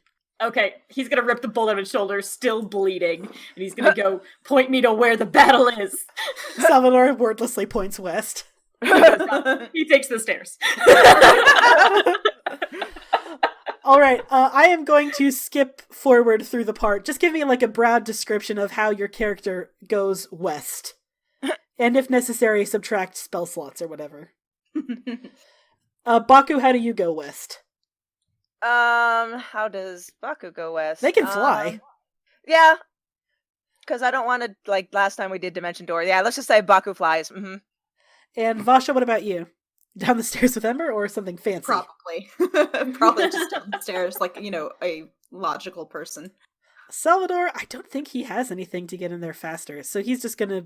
He'll be with you. The healer should stay with the ones that are doing the physical fighting anyway, right? Mm-hmm. Yes. Selwyn, do you have anything fancy? She also has Misty Step, so she probably sees Nyla do that and does the thing too. Oh, yeah, that's a good idea. Ariazes, you are a giant hulking golem. What do? I Burrow mean, through the ground. yeah, exactly. I was like, she's just gonna like earth glide again and just like burrow through the ground and So try to meet fucking up with him. cool. I know, Qatar, right? what do you do? He's gonna, I don't know, do the cape thing and fly too. All right. So Qatar with his cape, Ariazes as an elemental gliding through the earth, Misty stepping, running. Just you make your way around the largest of the trees in the Anarin Glade, and you see something that strikes a very deep familiarity into you, my friends. Uh-oh. Is it a fucking... Oh, god damn it. Oh. You thought you didn't have to fight it, but you were wrong. It's the Hellfire engine back again, motherfuckers. Oh, God. Fuck. Towering, about 20 feet tall, wreathed in fire, and as you all approach it, it takes out a group of 4 druids at once with an enormous blast of cannon fire. Well, technically we didn't leave off that way, but let's give it to Nyla. Oh, sweet. I get to do things? You get to do things. Yay. So bearing in mind, this thing is 20 feet tall, made of metal, spitting fire, and what do? Okay, so... Take a moment to assess your life choices. Yep. Right, right. She's Regret like, that I ever "Oh." ended up in this situation. Realize that I should have stayed back on the river. Okay. Do I have people around it? Like, are we all, like, adjacent to it, or... Let's say you have not engaged in melee with it, but you are all, let's say, 15 feet away from it. Oh, but druids are in battle with it, right? That is correct. There are some druids that are fighting it. Okay, I'm gonna try sneak attack. So I'm gonna roll to hit, and I'm gonna try to remember how to do that, 'cause it's been a while. You get advantage on the attack roll, and then you add some shit. I don't remember what it is. Remind me, Tessa, do we know anything about their strengths, weaknesses that we could share with the new failers? You remember that they destroyed the Tremaine estate. Yep. Mm-hmm. That's pretty That is much what we it. remember. And then Okay. we ran away. Mm-hmm. A 21 is a hit, yes. Yes, okay. She's using the whip for this, by the way. Excellent. What part are you aiming for? Let's get creative, because it's just like a giant hunk of metal, but it's got those grabby arms. It's got the Yeah. wheelie doos. Yeah, I think she's gonna try to, like, ensnare not ensnare, she's not gonna try that, but she's gonna try to, like, tangle up the weird finger grabby things. All right. Like, she's trying to rip one of those off. Oh, sweet. Wait, that's the Adventure Zone joke. We have to make an Adventure Zone joke. It's a robot and you're ripping its arm off. It's only if I actually do, and then I'm gonna use the arm to beat it to death. You rolled a 20. You rolled a 21, my dear. If you do more than, like, I don't know, 20 damage or some shit, you are I'm not. absolutely going to rip its arm off. All right. You use your whip. It ensnares itself around the grabby, these large, vicious-looking brass claws. And as it snarls around the metal, you pull, and the entire arm rips off. Yes! Awesome. We're all being badass today. So, Ember, it's your turn. You have the arrow that almost blew you up in both hands. You can use it as a lance that does 2d12 damage. Nice. And you can treat it as a martial weapon. He's gonna, like, it's still covered in his own blood, and he's still dripping blood from his shoulder, and as he looks at the thing, he goes, "By the power of Lathander!" And he casts Divine Smite. All right. Roll to hit, or whatever Divine Smite do. I don't remember. Does that hit? Does a 36 hit? No, actually, no. A 36 doesn't hit. Fuck you. 36. Go to hell. Okay, so 2d12 plus, he's gonna cast Divine Smite. He's very angry. I'm He's casting arresting you Divine for dice Smite. crimes. Right. You know, Ember has had a hard life this It's past been a couple weeks. shitty fucking day, and he's very cranky. So he's gonna fuck this thing up. 53 damage. Yeah, okay. And he's gonna attack again. Yeah, of course he is. Of course, because You're he's Ember also fucking Tremaine. fucking OP. I love it. I love it. Does a 39 hit? No, fuck you. Lol. Well, this one's gonna be much less impressive because it's doesn't have the same Divine Smite thing on it, so this is just gonna be 2d12 plus 1d8. Yeah, 16. That's nothing. So he's like blazing with holy light and is really pissed off. Salvador's like, please, don't confuse me any more than I've already been confused today. Next up in the order is the Hellfire Engine. Of course. It sees a very big, tasty juice box right in front of it. God fucking damn it, I did not miss that. And it's going to use an action called Flesh Crushing Stride. Oh, What? God. Oh, It's gonna be God. what? The Hellfire Engine moves up to its speed in a straight line. During this move, it can enter a large or smaller creature's spaces. A creature whose space the Hellfire Engine enters must make a DC 18 Dex saving throw. On Why a is it always successful Dex? save, the creature is pushed 5 feet to the nearest space outside the Hellfire Engine's path. On a failed save, the creature falls prone and takes 8d6 bludgeoning damage. Well, it's Oh, gonna be boy. that, but we'll roll it anyways, just for fucking kicks and grins. Just for shits and giggles. Yeah. Yeah, 12 doesn't do it. So Yep. you are going to take 8d6. And you are prone. You are trapped underneath the Hellfire Engine unless you can Oh, escape no. it. Excellent. Oh, You take 20 bludgeoning damage. Okay. You are restrained. You can try to escape on your next turn. And good news, it is a strength check to get out, which you're probably going to Oh. Well, I am pretty good at that. do. You are very strong, so you've got that going for you. Baku, you Okay. are up next. no. Okay. They are not going to throw fire at something that's already on fire, so there's that. So instead, we're going to do radiant damage because why the fuck not? Everyone seems to be slinging radiant damage around lately. Yeah, because Not a why lot of not? things So- are immune to it, yeah, so... Exactly, why not? So Sunburst, level 8 spell. Why the fuck not? Oh my So god, this I is- forgot how fucking powerful you are. Right. This is a con save. No, 26 Oh. is probably going to do it, but that's half damage, correct? Yeah. Okay, so where did I put it? There it is. Okay. So on a failed save, it take. Okay, no, that's so it's half of 12d6, so 66. Still not nothing. That's like almost a fireball worth of damage, so... Right. Right, exactly. Minus 24 damage, okay. So that is Baku's turn. It is indeed Baku's turn. Vasha, you're up now. Okay, so Vasha is going to cast Lightning Arrow at an even higher spell slot than before. They're Nice, gonna nice, burn nice. their 5th level spell slot. OP Legolas, OP Legolas. Yay! They're aiming directly down that gaping maw. Hell yeah! That's Directly Hardcore. down that gaping maw. And let's see how they do. Yep. A 31 is a hit, yes, that is yes, correct. correct. For listeners at home, Vasha has a plus 19 to hit, so it's very hard for them to miss. Yeah, they're OP Legolas. All the original failures. They're level Alright, 17, they're so very hard to this kill. is- Mhm. 40, yeah, 48 damage, yes. That is a number, yes. And then I do have multi-attack, so I'm gonna Of course. attack it once more, just with regular explodey radiant arrow. That's your turn, Vasha? Or do you want to do 800 more damage to it? No, that's it. That's Oh, all. is that all? Yeah, just- yeah, just 63 total Just 63 damage total? Okay. Yeah, yeah. It's Salvador's turn. And Salvador, I think he's actually going to cast a spell. Gasp. I know, right? Ooh. He's got 2 level 5 spell slots, so I think he's going to use one. He's either going to use Inflict Wounds or Guiding Bolts. And Ooh, Guiding Bolt is so awesome. Oh yeah, true. Guiding Bolt does give advantage to the next person who hits it, but Mhm. Inflict Wounds does more damage. This is Mhm. true. I think he'll use Inflict Wounds. He needs to make a melee spell attack against it. That's a hit. Mhm. So let's see. That is 3d10, 4d10, 5d10, 6d10, 7d10 damage. Wow. Get off my land! Oh my god, Salvador. He goes up, places one hand on top of one of its wheels, and like splinters of wood and like fragments of metal go splintering away from it. Because it can't get physical wounds, it just starts to fall the fuck apart. Right. Cool.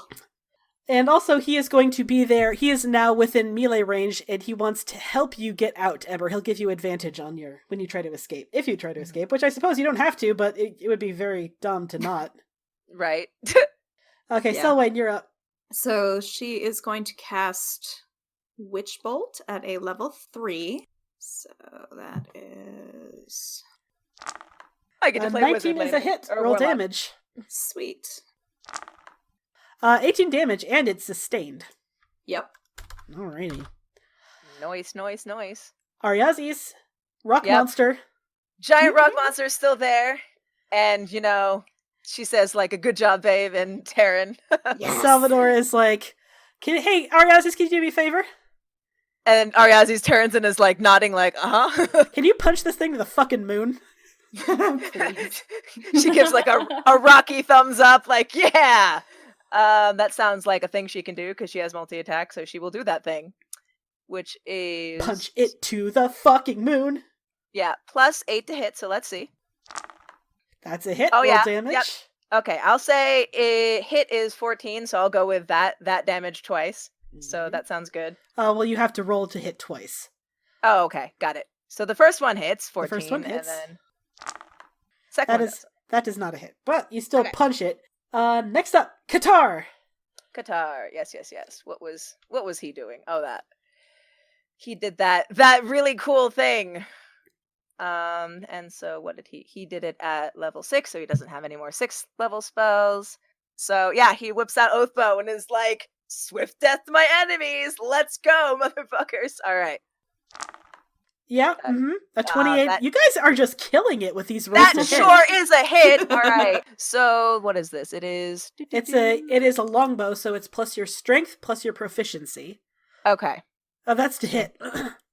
Yeah. For damage, it's just your damage plus your strength mod, I think. Plus I get an extra 3d6 if the attack hits, which it did. So It did do that thing. okay, so I'm doing Oh god, it's fucking so cool as hell. right. His muscles rippling really sexily. I don't know, I'm a lesbian, who knows how that works for men, but for the gays out there, I got you.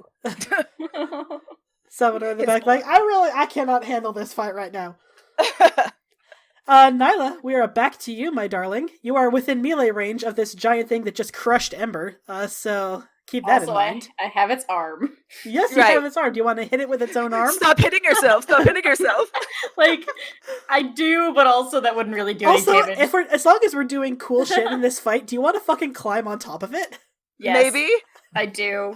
In fact, actually, I want to climb on top of it and then use Bite to, like, try to smash out its little, like, sensors or shit.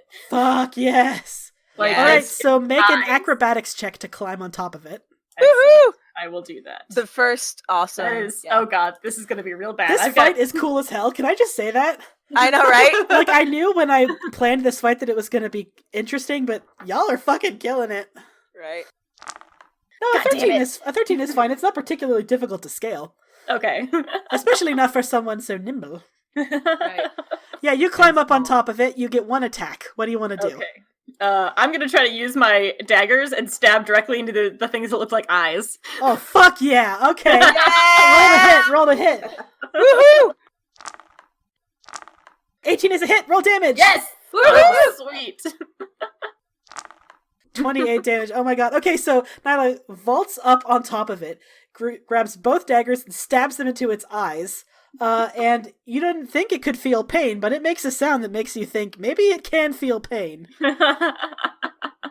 Ember, it's your Excellent. turn. You are trapped underneath it. You need to make a DC 18 strength check to get out, and you have Salvador in front of you, reaching under to help you. Okay. So you have Is- advantage. So advantage. Is it a strength save or a strength check? Strength check. With a fucking 23, and for how few hit points it has left, I think Ember flips it over onto its side. Nice.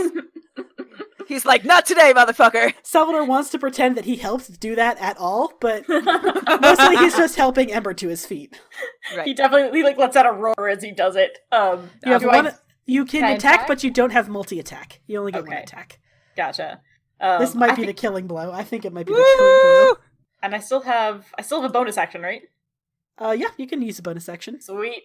Divine Smite in this bitch. Woohoo!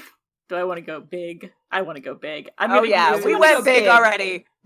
These are I'm the gonna things that use- destroyed your home. Of course you want to go big. I'm gonna use Destructive Wave. Oh, So- fuck Oh yeah. my god. Ooh. creating a burst of divine energy that ripples outward from you. Each creature you choose within 30 feet of you must succeed in a con saving throw or take 5d6 thunder damage and 5d6 radiant or necrotic damage, your choice, and be knocked prone. It's already broken prone. Right? A creature that succeeds on its saving... Okay, so it needs to make a con save? Yeah. Alright, it has a +7, but let's see what happens. Even if it does, though. Oh my god, it rolled a natural 1! Oh my god, yes! Full damage! Full damage! Kill it! Kill it! Okay. Oh my god. I want to paint this picture. Oh my god. So Ember had been trapped underneath this thing. But then, the just Lathander rose up in his stomach and is like, you know what? Fuck this, actually. He makes an incredible strength check, flips the thing on its side, and then immediately slams his hand back down into the ground, and a burst of holy light shoots upward from the soil, and fucking tears this thing apart. Metal and wood and fire go flying in every direction. Everyone make a dexterity saving throw. It is self-destructed. Oh boy. Oh, shit. Oh yeah, Ariazi's your -1. That's nice. As an elemental, it's cool. It's fine. Sounds fine. Yeah, I mean, Ember's not fine. Ariazi's is actually not fine. The DC is 19. Oh. Right, exactly. I mean, it's a -1 for an earth elemental. They're big, but not fast. Qatar is... Okay, so everyone who got less than a 19 is going... So, real quick. So Oh, shit. If you are within 10 feet of Ember, you get a +3 to your score. That is Salvador, and who else was in melee range? Nyla. Nyla got thrown when the thing fell over. Oh, Yeah. okay. Ariazi's, I think? Yeah, Ariazi's. Okay. So you get a Okay. bonus. Okay. How much is your bonus? It's your charisma mod, right? Plus- Ariazi yes, is +3. cast it anyway, didn't she? Yeah. No, Yeah. actually, that actually does make the difference. The DC is Oh, okay. 19. So Right, yeah, she rolled an 18, so plus whatever is, yeah. Plus Okay, so 3. you... so, -1. okay, 5d6 fire damage plus 4d8 thunder God. damage. 41 for anyone who got less than a 19, and Okay. 20 for everyone else. Oof. This thing explodes. Like a bomb going off directly in front of your face.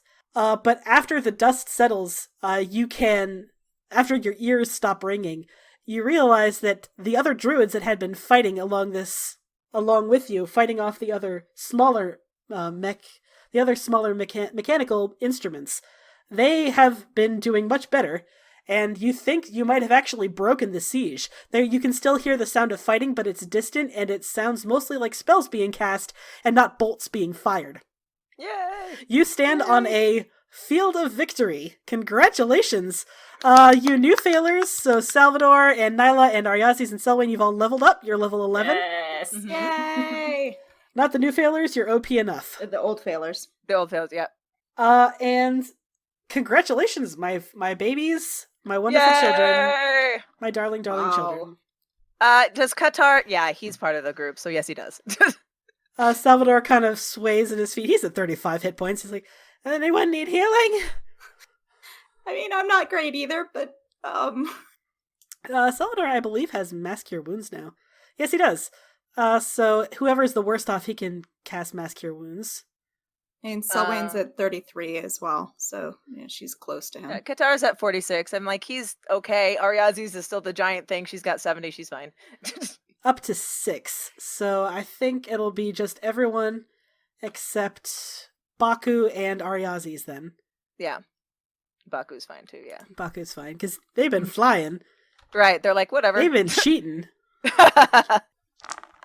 So everyone, except for Ariazis and Baku, gains back 31 hit points. Okay, good. It is at this point that Elminster comes staggering out from the mouth of the stairs. He does not look great. It looks like he just regained consciousness. Yeah, Kostya's probably helping him. Yeah, that tracks. And he says, I can't believe you broke the siege when I saw what they were sending. God preserve us. Are they sending anything else? He says, I would count on it. Listen, there's something very important that I have to tell you. Are you all aware that you're being pursued by Bashaba? Yes. No, we were completely oblivious to that. Ariazi's like elbows. I mean, in fairness, he would have no way of knowing that you knew. Yeah. This is true. He says, all right, I have some further bad news then. She has some method of reconnaissance. Somehow, she knows more about you than she should. I don't know if it's a spell or a magical item, but you need to be on the lookout for it. It's how I knew where to find you. I intercepted a magical message containing your exact location. Well, shit. Salvador looks at Selwyn. So, I hate to be the one to suggest this, but I guess no one else is, so I might as well say it. Bashaba has a method of knowing exactly where we are. What if it's Val? That Val didn't seem to do anything bad. So it's just a pure coincidence that Bashaba happens to know exactly where we are and also knows about these mysterious Val or whatever their names were. I mean, she was talking to them long before any of this. You don't think it's just a little worrying? Ariazis is gonna take, like, Selwyn's hand at this point and be like, it is worrying, but we're not sure if it's you, but at the same time, that's the only thing we can think of. You're the only one. Wait. What? How did this suddenly go from Val to me? You're the one whose head she's in, apparently. We can't, yeah, you're the only one who can contact Val. I'm just saying it's a little weird and a little worrying. I mean, the whole situation is awfully worrying. Like, what yeah, about that's this fair. has not been worrying? That's fair. Everything about this is terrible and I hate it. But I'm just saying, we have reason to suspect that there's something in Val and Selwyn's head that's up to no good. And, That is true. apparently Bashaba has a method of knowing about us. We got Elminster here, right? Elminster, do you know anything about weird voices in one's head? Elminster, he looks like, he just got his ass beat really bad. So He's like, I know some about voices in heads that should not be there. There are both magical and mundane explanations for it. None of them, I would venture to say, are good. I was really hoping you wouldn't say that. I can't think of a single good thing that would cause a voice in your head. You sure? I'm really trying, Nyla. What's Val? What is this Val? It's a long story. Something started controlling my hand and writing through me, and... What? Yeah, I know. But it gave us good information. It gave us information that brought Vasha to us. Selwyn, how long have you been my pupil? What's the number one rule? If you can't see its face, don't trust it. That's the rule. That's the rule, yeah. I mean, it's a good rule.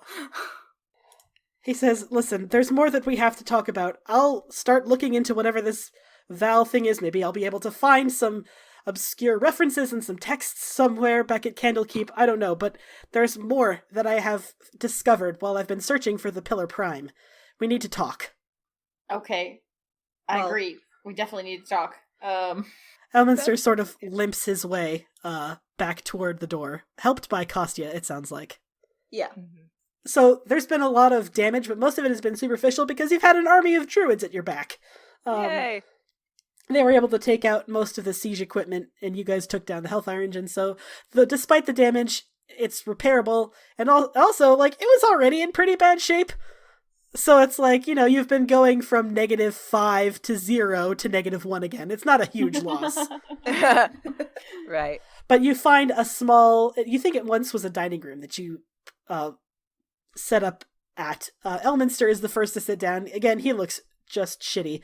And he says, all right. And so you're all gathered together. There's I guess Kostya might not reasonably be there, but everyone else, even Sassy's in the back, just Sassy decided not to help with the siege. Yeah. They're in the back, chopping an apple, despite the fact that they cannot eat. He says, all right, so I need to know what you know about the War of Averil's Fall. And everyone who's made some study of history can roll history. Okay. Salvador has not made a study of history. Actually, is he proficient in history? He is, actually. Okay, I'll make sense. Yeah, I was like, Baku is, so I'm like, yes, thank God for nerds. Okay. Number is too. Well, he rolled an 11, so much for that. Oh, well, 13. Oh That's God. great. Damn. We're all doing great. Who else has a 17 is pretty good. 17 is pretty Druids or good. note? Sylvain, yeah, you've heard of the War of Averil's Fall. It was a war that took place probably 1.5, 2,000 years ago. Like, real old history. Hard antiquity. All you really know about it with the 17 is that there were a lot of kingdoms that existed back then, and the War of Averil's Fall. Averil was King Averil, and it's named because his death marked the culmination of it. It was a bunch of kingdoms that were fighting, and they destroyed each other. And it's because it has slipped into like this apocryphal myth. Like if you say, "Oh, it's like Averil's Fall," it's like two people fighting over something to the ruin of them both. Okay. And he elaborates and explains, although you already know this, he says it started a war a long time ago. Two rival kingdoms that completely destroyed each other and thousands of people. And he says, the thing that they were fighting over, the thing that destroyed their kingdoms, so far as I've been able to tell, it's the Pillar Prime. That was what started the War of Averil's Fall. He says, as a consequence of all the destruction, the only power left standing at the time, Queen Regent Tiravanya Sidar, she sealed the Pillar Prime away. I want to be clear. She sealed it away in a way that this was never meant to be found. If there had been a way to destroy it, she would have destroyed it, but it was too risky to try. I've been spending the past couple months burying myself in ancient texts. So far as I've been able to tell, she buried it deep underground in the middle of dangerous wilderness and then put a lake on top of it. He says, the final door into this chamber that holds the Pillar Prime, it can only be opened by 3 generations of her line, specifically the blood. Oh, fuck. Oh. No. Salvador's like, fuck! And so Elminster's like, I'm guessing this strikes a chord? Yeah. Qatar puts a hand on Sal's shoulder. Salvador's like, I don't want to deal with this shit! I will never want to see my fucking father again! And This has been his plan the whole time, is to get the pillar? He says, so far as I've been able to tell, all this time he's been working with Bashaba. Well. Okay, then. Salvador says, listen, we know that Bashaba, her associates have some ability to control minds. Maybe she did that with him? It might not be his choice. Nyla puts her hand on Sal's shoulder and she goes, maybe. Maybe. But probably not. Oh, cool. Elminster, it looks like he's hesitating on the edge of something that's kind of, that he really doesn't want to say. He says, well, I have good news and then very, very, very bad news. Which would you like to hear first? You already gave us bad news. Oh, no, that wasn't the bad news. The bad news is much, much worse. Do you want the bad news first, or what do we want to do? I feel like we should start with the good news, because I really need to hear some good news. If you say so, Sal. He says, all right, well, the good news is that, Sal, you have an aunt. Her name is Yvette Porter. She eloped many years ago. She may still be alive, or she may still have a child. I don't think your father knows about her, otherwise, he probably would have done the deed already. And now for the very, very bad news. Again, this artifact was not meant to be found. She made the cost of getting it very high. He says, it's not just the blood that is required from 3 generations of the line. It's the lifeblood. What? They have to die. Qatar's breath, stops, and Ariazzi's looks really panicked, wait, what? Well, that's just not gonna happen.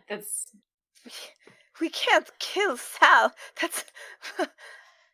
He says, I think more importantly, we can't let Sal do something stupid and noble. Don't even think about it. Exactly. He says, all right, well, do any of you have any other ideas? Because I've been frantically searching for the last 4 months for any alternative, and I haven't been able to find one. Nope. Not yet, but we'll think of one. Shit. Oh.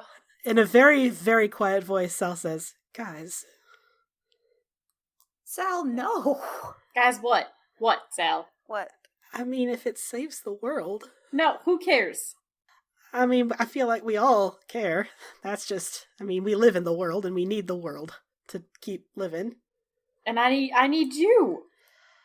Listen, Well, I'm not like super psyched about this. Like, I'd rather not die, but if it saves the world, That's just not. We can. There's keep another way. looking. keep looking for what? Alternatives? I don't know. Elminster seems very doubtful, but also he's not going to sit here and, tell you, no, you have to kill your friend. Like, it's the only way. Yeah. He says, well, I do know where the lake is located. We could start with that. That's a good place to start. I think we just gotta take this one step. We gotta make some decisions here, because we also gotta get Escher back, and we gotta get... That's true, Silver says. We do have to get Escher back. Yeah.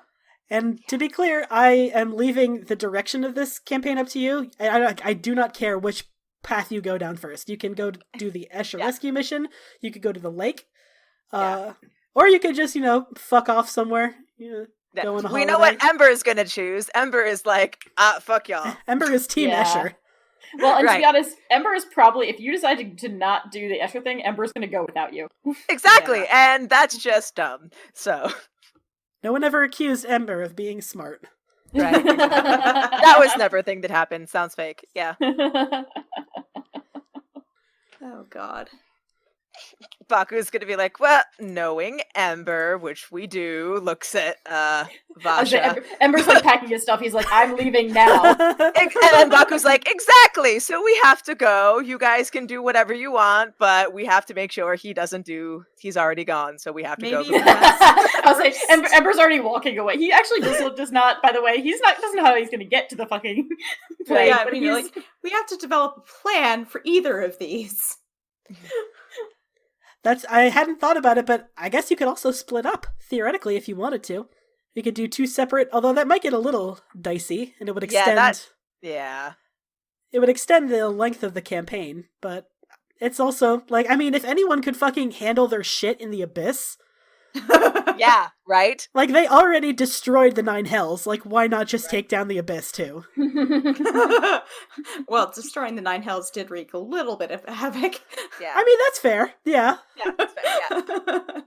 We'll say that Ariazis also got up with Ember, and she's gonna, try to stop him, and she's like, I'm going with you.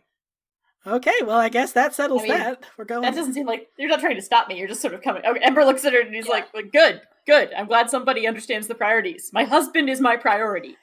Good, because I want to kill Shemeshka. Excellent. I will join you in this. Okay, I have a couple concerns, Sal says. Just a few. I feel like making this about personal vengeance may not be the healthiest way to deal with anything. Disagree. Fundamentally disagree. Right. It's just... Ariazis is like, cool story. Goodbye. Ember turns and looks seriously at him. He goes, we'll need my husband if we want to save the world. Elminster raises one hand. Quick question. Who the fuck are we talking about? Escher Tremaine! Hasn't anyone heard of... He says, no, I'm not familiar. Sorry. He's a scholar. You can forgive him. Ember just glares daggers. He's like, Shemeshka stole and mind controlled my husband. Shemeshka, I know that name, but I've never heard Escher. No. Escher's one of the three who saved the world last time. The entire... Oh, one of Mordenkainen's. Yes. Yeah, alright, okay. If we need to do that, sure. I suppose. Yes. Shemeshka is working with Bashaba, so far as I've been able to tell, so it's not unrelated in any case. And I have old history with her, we'll say. Yes, I know. I can tell from 10 miles off when the wind is fair that you have a history. It's pretty obvious. Did Ember know that? I don't know if Ember did. Nope, Ember didn't know that. I feel like Ember also was like, I don't care about anything except Ember for the doesn't care about thing. anything. Ember's Right, like, we're getting he's the like- fuck out of here and getting He's my like, house. I don't care. Yeah, exactly. Whatever, Escher, whatever. You slept with a demon, who gives a shit? No worries. Right. Let's just fucking go in. He slept Right, with a except vampire, so like, I mean, Right. Yeah. Except yeah. Except the demon that she slept with, stole your husband. It's fine. It's cool. Sal says, all right, well, We're agreed. we're agreed. And Elminster says, I suppose I could use the spell Locate Creature to find him once we're in the abyss. That might get us at least partway through the endless maze, hopefully. Yeah. How do we get out of it again? Oh yeah. Would, You know what? Would Baku do that? That's a good question. We should not go into this unarmed. We'll have to do a little bit of research, and I think we all need to recover. I need to recover. I have 1 hit point, so... Wearing Yes. daggers and everybody. He's like, I have arms. We're fine. Salvador okay. very earnestly goes up to you, Ember, and grips you by both hands, and he says, Asher would not want you to risk your own life trying to save his. He'd want you to do it responsibly. Ember looks at him very seriously and goes, I don't think you know Escher as well as you think you do. Baku's like, do I have to smash you over the head with a rock again? No. Fine. I will. We I will leave as soon as we can, I promise. I gave you my word, remember? We'll get him back. Okay, fine. But we leave first thing.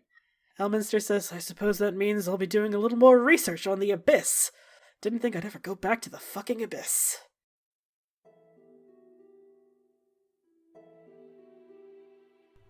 Hey friends, it's your favorite DM, Tessa Crowley. Thanks for listening. If you can't wait for the next episode, good news! You can join our Discord server to listen to episodes in pre-release, chat with me and the other failers, and even listen live to episodes as we record them. Check it out at bit.ly/cfcdiscord. You can get information on the characters, players, and links to social media on our website, critfailclub.com. Critfail Club doesn't advertise at all. We rely entirely on word of mouth. So if you like our show, share it with a friend or on social media. We can't do it without you. Thanks for listening, and see you next time.